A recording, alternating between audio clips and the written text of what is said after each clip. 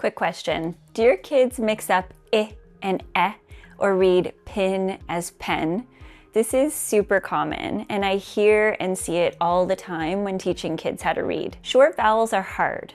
They sound similar, they're quick, and they're easy to confuse, especially if we don't teach them clearly. But today I'm going to show you how to explicitly teach vowels using structured literacy strategies that actually work and help make it stick. So let's get into it. Let's get super clear. Short vowel sounds are quick, unstressed sounds made by A, E, I, O, and U when they're between consonants. So we're talking about A as in apple, eh as in egg, I as in igloo, ah as in octopus, and as in umbrella. These show up in thousands of early reading words like cat, bed, top, pig, sun. And if kids can't hear and pronounce them properly, then decoding falls apart. Here's the deal.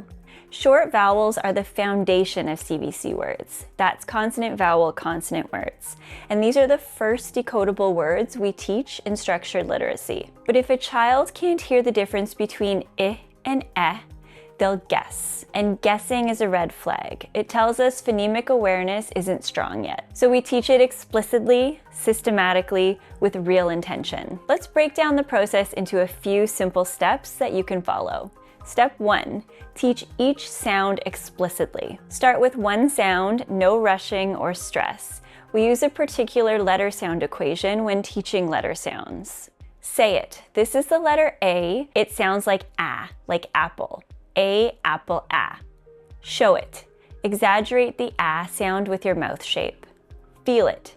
Use a mirror so kids can see themselves and feel and see the shape of their mouth. Repeat and review. Have them repeat the letter sound equation back to you and practice it at different times of the day. Do this for every short vowel. Repeat it daily until they can own it. To support your instruction, I've created an amazing resource that I truly believe should be in every classroom and home. It's a set of 30 alphabet cards that include science-backed strategies and multisensory activities that make teaching kids to learn so much fun. My early reader pack can be found on our website or at the link below. Step 2, add visual and kinesthetic clues. Kids love, love, love to move. So bringing movement into your direct instruction is such a fun and joyful way to teach kids to read. Kids also remember things when they can actually feel them. Let's link sound to movement. For example, ah, hand tucked under your chin. Eh, tap your ear. I, wiggle your fingers quickly. Ah, arms around like an octopus. Pretend to open an umbrella. These gestures anchor the sound to their bodies, and this is multisensory learning. Step 3, build CVC words. Start with simple CVCs. K, a, t, cat. S, e, t, set. Use letter tiles, whiteboards, and magnetic letters and flashcards. Sound it out slowly. Listen. P, e, g, pig.